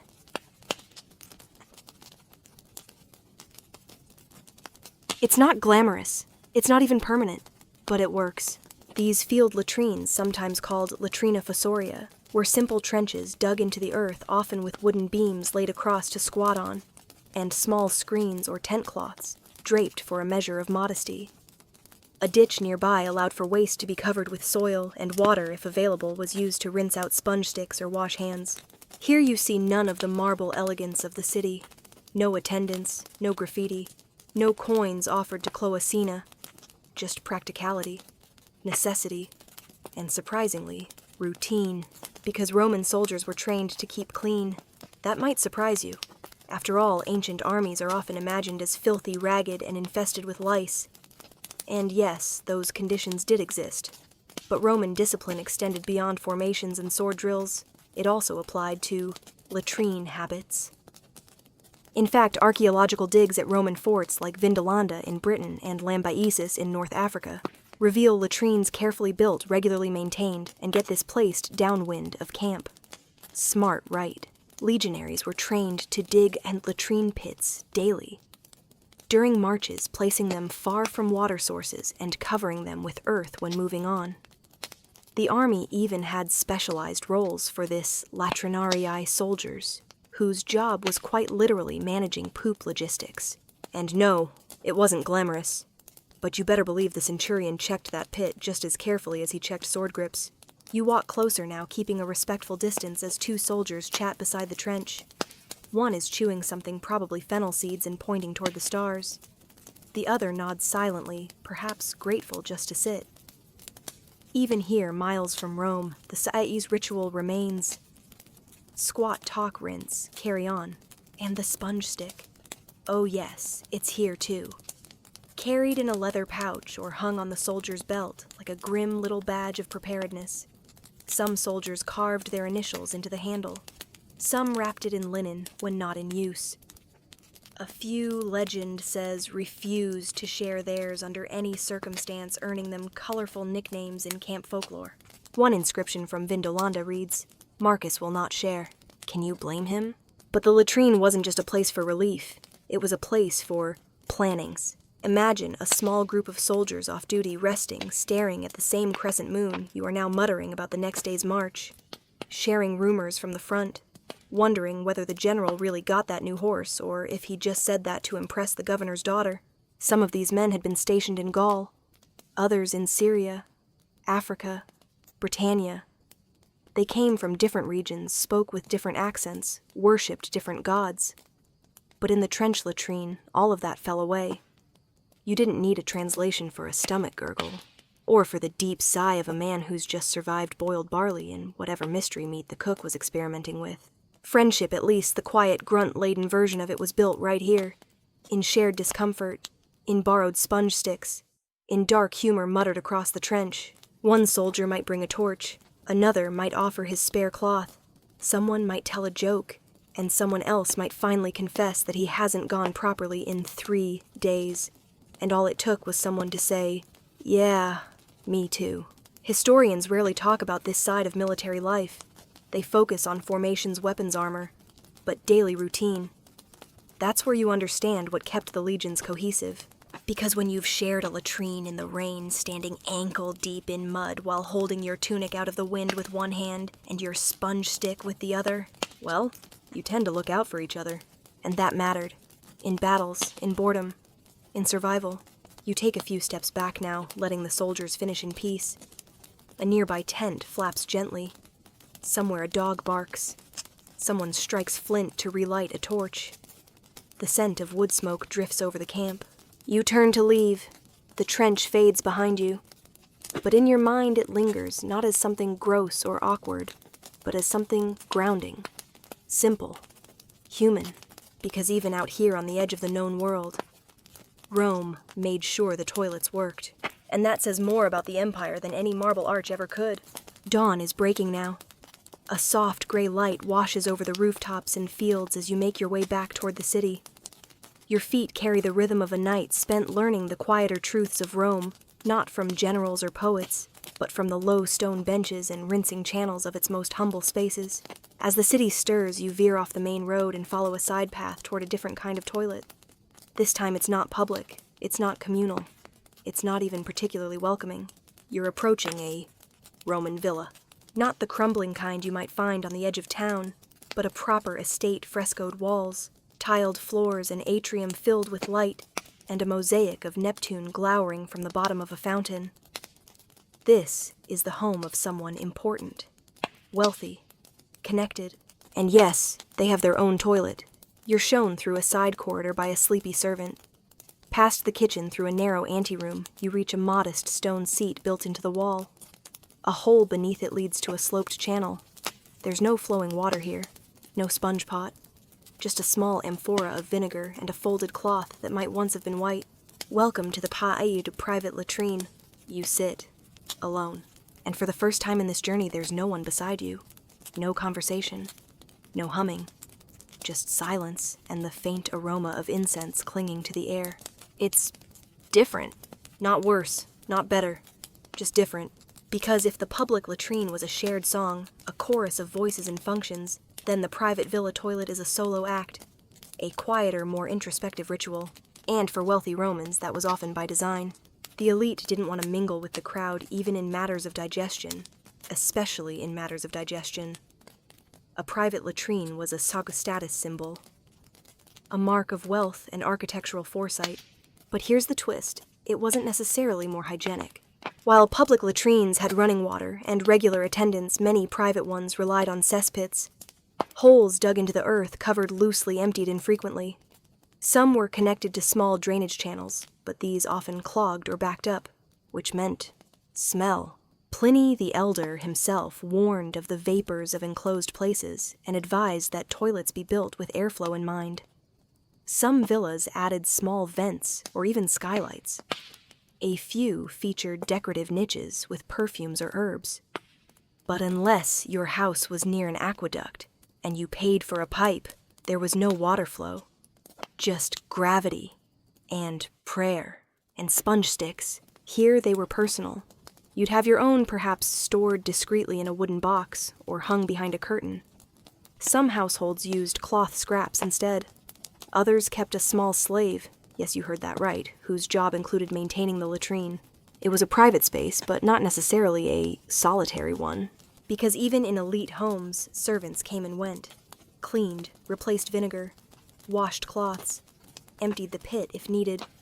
The wealthy didn't sully their own hands, not if they could help it. Still, this toilet reflects something different, a shift in Sart's social function. Where the public latrine was a meeting place, the villa toilet was a retreat. Not somewhere to linger, but to remove oneself from the noise and go quietly. Interestingly, this difference extended into design. Public latrines were rectangular, open, communal. Private ones were small, tucked into corners or side chambers, sometimes paired with a wash basin or chamber pot shelf. In a few elaborate cases, toilets were decorated painted walls, marble seats, even tiled flooring. But most were stark, cleanable, forgettable, because the elite liked to pretend they didn't do this. Writers like Cicero and Seneca rarely mention toilets at all. When they do, it's usually in metaphor or to insult someone else's manners. Even the Domus Aurea Nero's Golden Palace has no documented toilet chamber. Did he not need one? Of course he did, but it wasn't considered important enough to record. It's a strange paradox. The more private the toilet, the more invisible as it became. You shift slightly, hearing a faint splash, echo from the pit below. A serving girl passes by the doorway, her sandals soft on the mosaic. She doesn't look in. You don't acknowledge her, because in this space, the rules of quiet friendship don't apply. No small talk, no nods, no eye contact, just silence. And yet the design still speaks.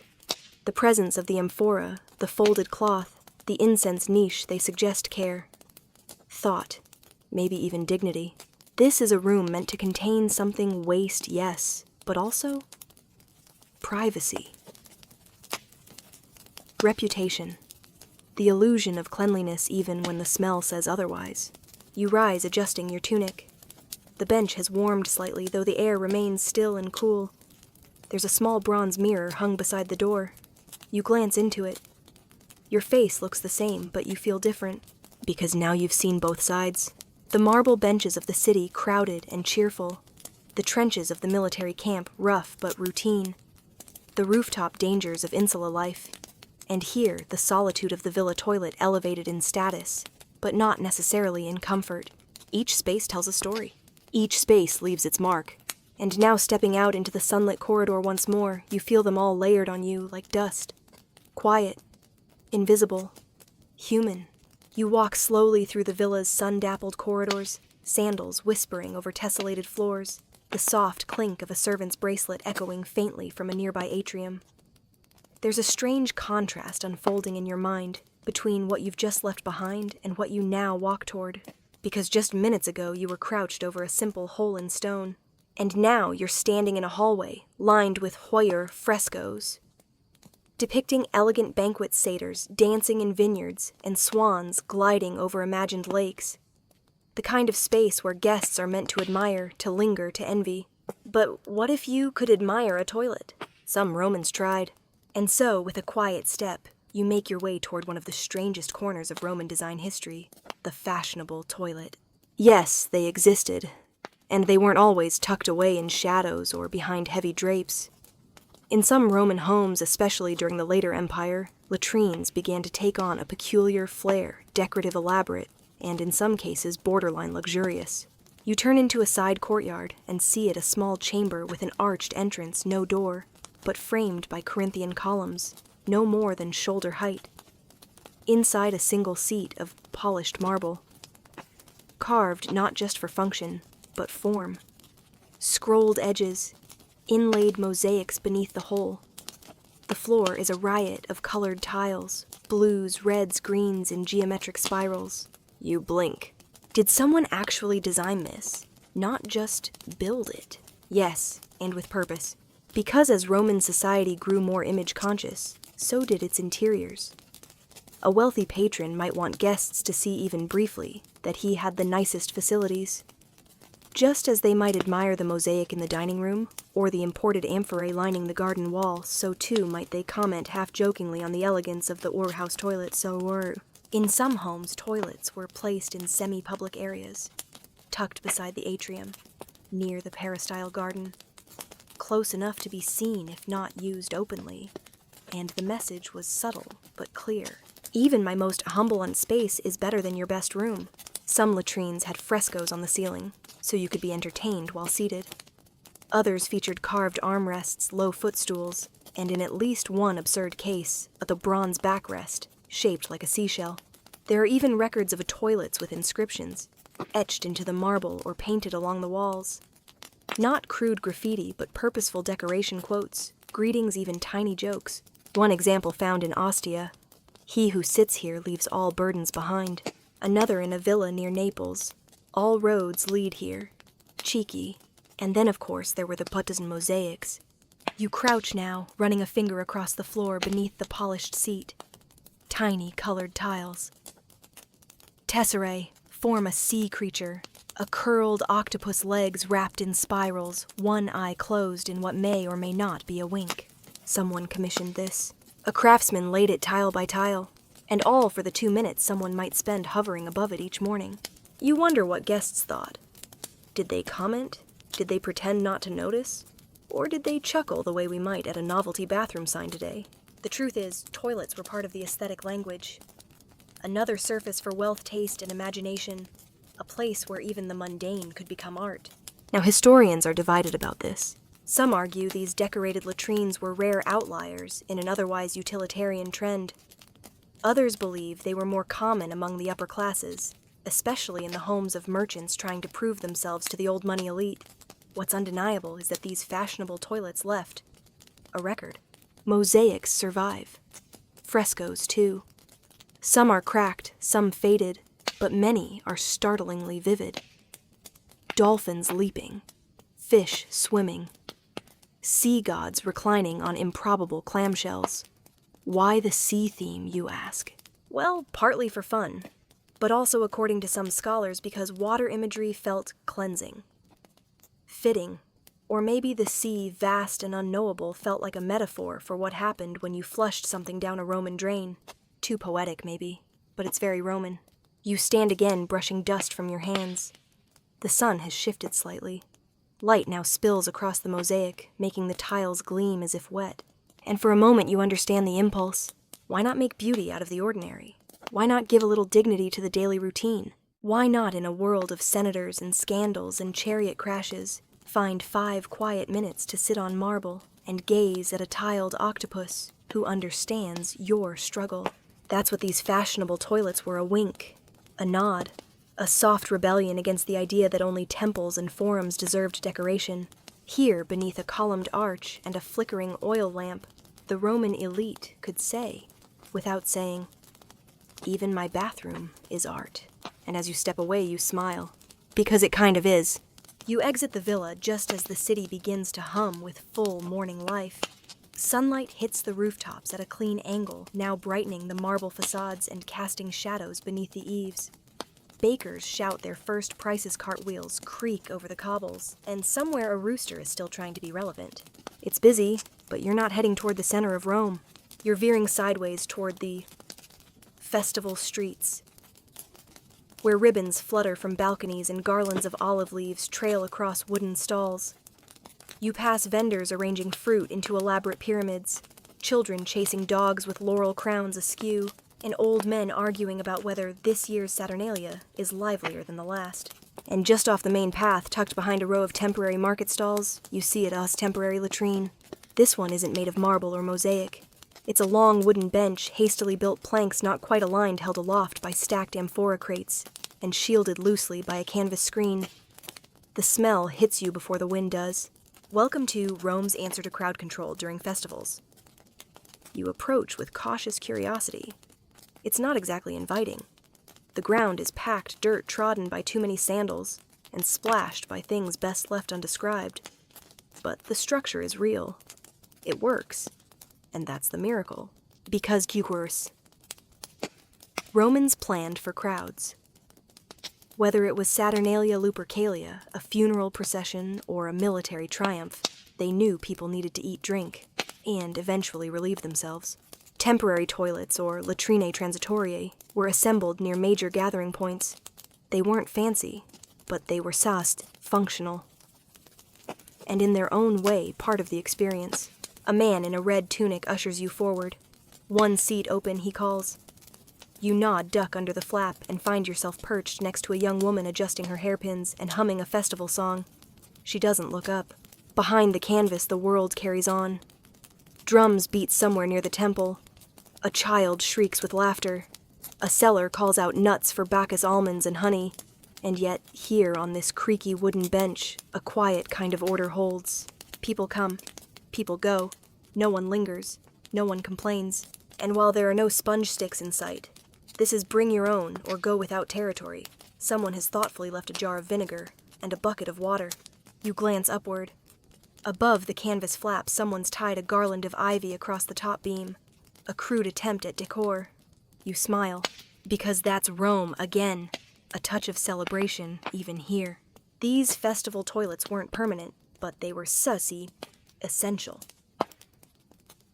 During Saturnalia, when the rules of social hierarchy were reversed and slaves were served by masters, these latrines saw the mingling of classes in a way most temples never did.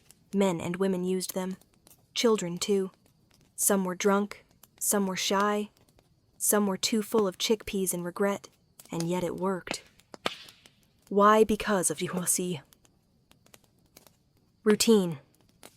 Even amid chaos, the Romans had systems, wooden slats, trenches dug hastily, water hauled in buckets, slaves or hired workers tasked with emptying the pits at night and refilling the vinegar jars at dawn, and when it came to noise, surprisingly little, perhaps because the festival was noisy enough, or perhaps because the latrine had its own unspoken rules.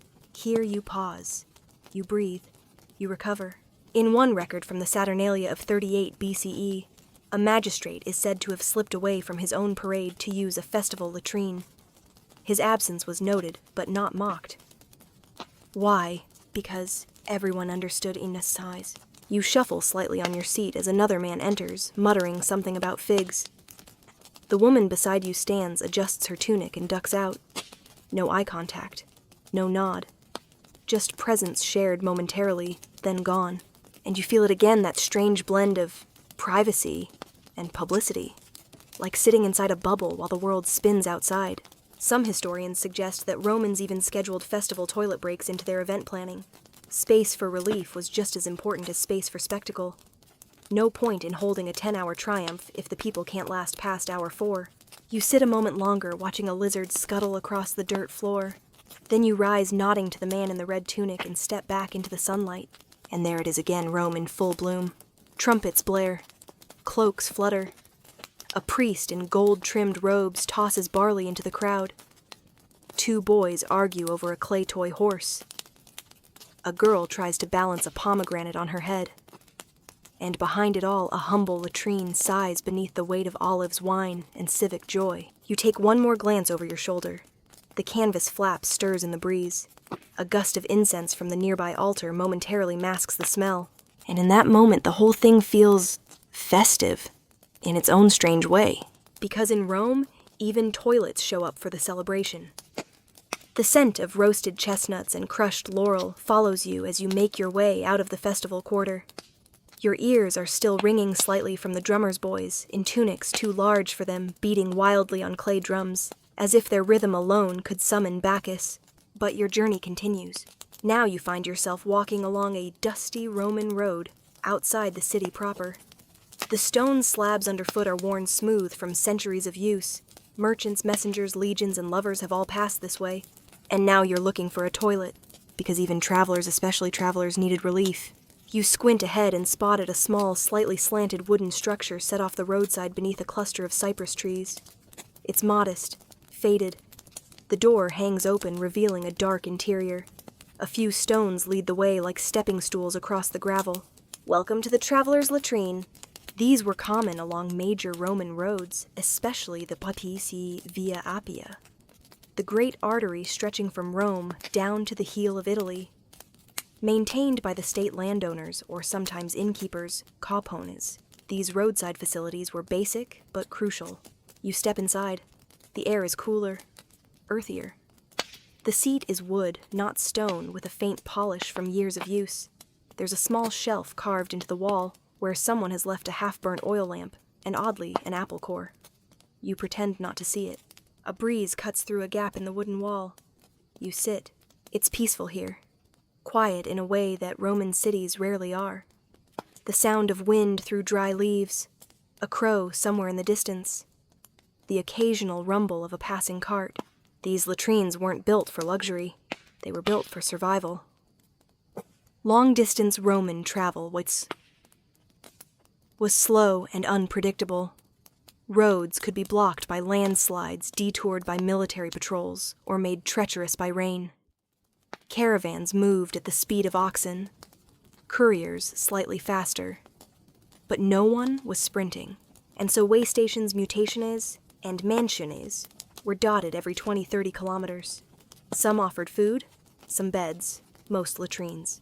You imagine a merchant caravan pulling up outside, donkeys sighing, children hopping down from carts, a grumbling grandmother descending like a queen and heading straight for the toilet with the look of someone who's waited too long. It wasn't just the weary who needed these spaces.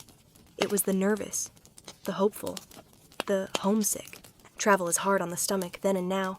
In fact, many Roman writers acknowledge this. Pliny mentions certain fruits best avoided while traveling. Galen, famous physician, warns against improper digestion caused by chariot jolts. And Seneca, grumbling from a horse cart, describes how travel turns a man into a bag of bones and bowel. You nod sympathetically.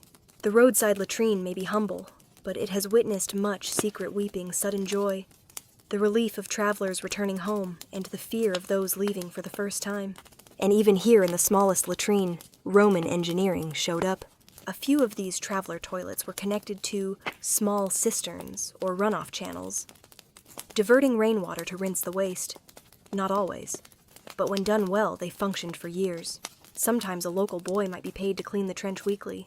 A bucket of ash, a few sprigs of mint, maybe a joke or two.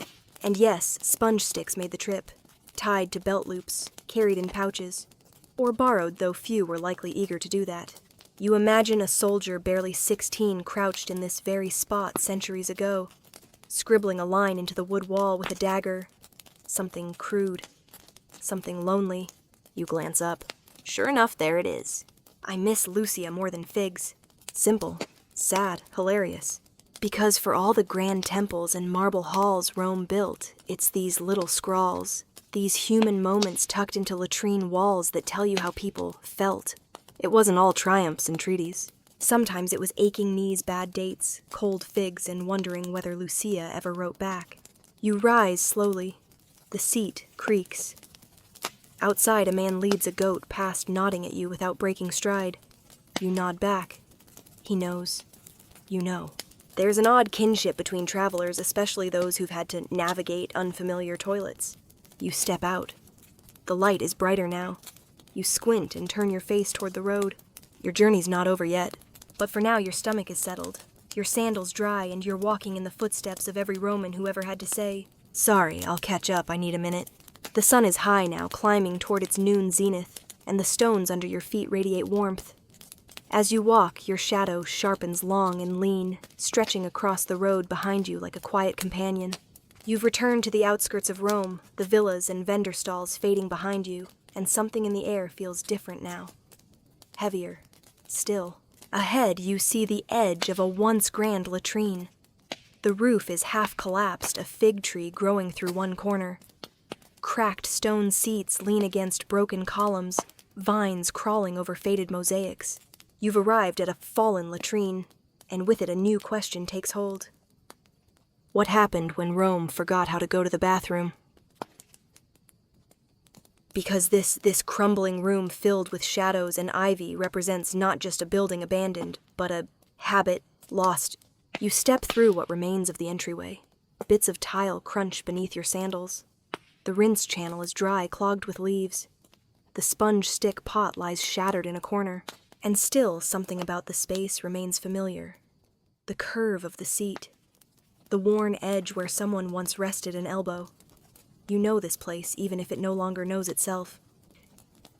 The fall of the Roman Empire wasn't a single event.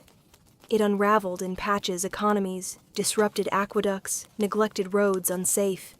Trade routes frayed, taxes collapsed, and with them infrastructure, including toilets. As aqueducts fell into disrepair, the constant flow of water that fed public latrines slowed to a trickle or stopped altogether. Without fresh water, latrines filled. Without sponge rinses, they festered. Without attendance, they broke. And once they broke, people stopped using them. You imagine someone stepping into this very room 500 years ago, only to turn right back around, choosing a chamber pot, a backyard pit, a convenient alley instead? This decline didn't happen all at once. For decades, Romans kept using what they could. Patched pipes, redirected runoff. Small rituals survived, but eventually the system crumbled. In a poetic twist, some abandoned latrines were repurposed.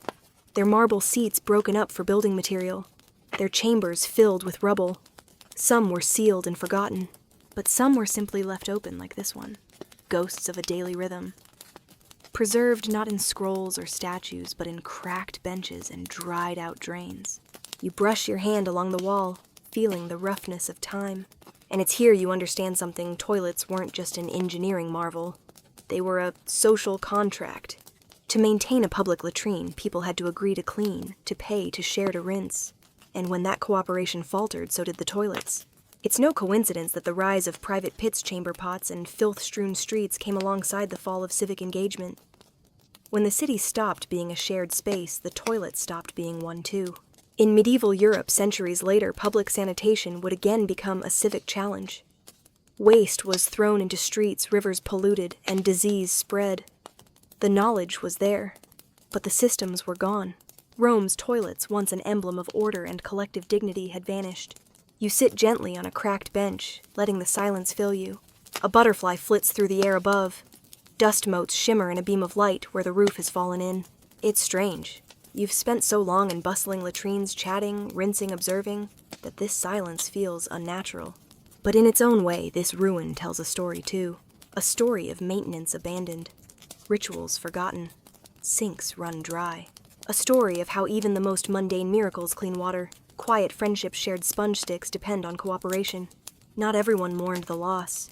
For some, privacy returned. The re-emergence of the individual toilet, CE, meant control, autonomy, solitude. But something was lost too.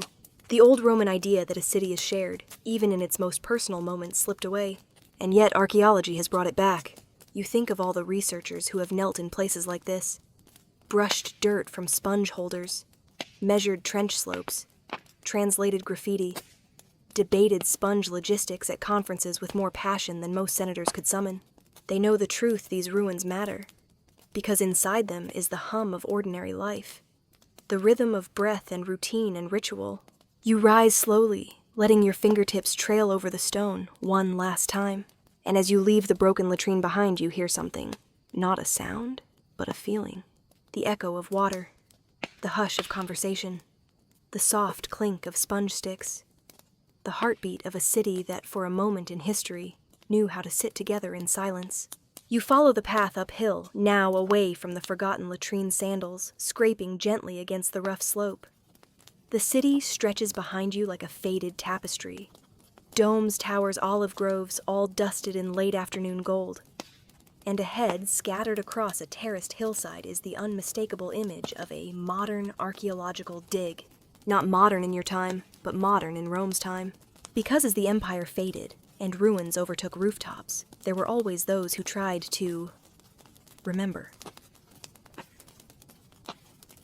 And now here you are, walking into a quiet excavation site, where the past is being dusted gently back to life. You approach slowly, ducking under a rope strung between two leaning columns. A few figures kneel in the dirt, brushing away centuries of sediment with impossibly small tools. There's a table stacked with field notes, shards of painted pottery, and wouldn't you know it, a very familiar shape? A chunk of a toilet bench, marble, worn, with that distinctive oval cutout and shallow slope. The scholar nearest you looks up, eyes twinkling behind dust-smeared spectacles. She doesn't say anything, just pats the stone gently as if to say, see, it mattered. Because these researchers know something few people talk about. Roman toilets are not just functional, they're historical texts. And some historians, yes, truly have built their entire career studying them. You stand quietly listening as the archaeologists murmur to one another in Latin-accented English and Italian. They're debating a graffiti fragment found in the nearby latrine. Something about a fishmonger and a goat, and whether the word frictus means fried or something else entirely. It's oddly beautiful. This toilet debate, equal parts erudite and absurd. And yet, this is where history comes alive. Not in palaces, but in questions about puddles and sponge residue. You edge closer to the table and spot a thin, rectangular object laid beside a set of brushes. It's a clay tablet, rough, etched with barely legible writing. The scholar squints at it, then reads aloud. "I sat here 3 times today, still no luck. Made Jupiter take the fish seller's soul." You burst out laughing and she joins you. It's funny now. Maybe it was funny then. Or maybe it was deadly serious to the poor soul who wrote it. That's the beauty of Ain as his toilet epigraphy, the study of ancient latrine writing. Some archaeologists call it the Twitter of antiquity. Quick, emotional, often petty, sometimes poetic, but always real. The field has grown in recent years. New scanning techniques can identify inscriptions long faded. Latrines are being reclassified not just as sanitation sites, but as OIS archives. One site in Britain yielded a coin embedded in a toilet trench, possibly dropped, possibly tossed in anger. Another in Tunisia revealed a latrine decorated with erotic frescoes and philosophical quotes, essentially an ancient bathroom library. Historians argue over these finds. Was graffiti a serious art form, or simply the scribbles of bored butts on marble? Some say yes, others roll their eyes. And then there's the ever-raging question, were toilets political spaces? If 2 senators shared a bench and one made a snide comment about grain prices mid-defecation, was that political speech? If a general carved a message about his rival above the sponge pot, was that slander or satire? You smile, imagining a heated debate in the forum being settled later quietly, side by side over the gentle sound of water. Because sometimes friendship forms through conflict. But just as often it forms through commiseration. And where better to commiserate than on a cold marble seat, both of you cursing the same bad oysters. You walk further into the dig site. One scholar is carefully measuring the depth of the waste channel. Another is sketching the floor pattern, noting places where the mosaic has been worn smooth, not by feet, but by the drag of tunic hems as people sat. And suddenly you realize how intimate this work is. These historians and archaeologists are not just studying structures. They are studying daily vulnerability. The unspoken rhythms of people long gone, their discomforts, their habits, their jokes, their messes, and they are doing it with care, with reverence, because they know this is how people lived. And if you can understand where someone went and how they felt about it, you can begin to understand everything else. You thank the lead archaeologist with a nod. She smiles and waves a dusty trowel in parting. You leave the site walking downhill once more, but you carry something with you. The strange warmth that comes from knowing people not as statues or names in textbooks, but as fellow humans who once sat where you've sat, fidgeting, grumbling, laughing, and probably wondering even then whether they were using that sponge correctly. You descend the hill with slow, thoughtful steps, the city of Rome spread below you, like a story that never quite ends. Rooftops shimmer in the late afternoon heat, aqueduct arches stretch across the skyline like raised eyebrows, and in your ears, quietly, faintly, you still hear the echo of running water. You've been to every kind of Roman toilet by now, public and private, fashionable and forgotten, military festival, roadside villa ruin.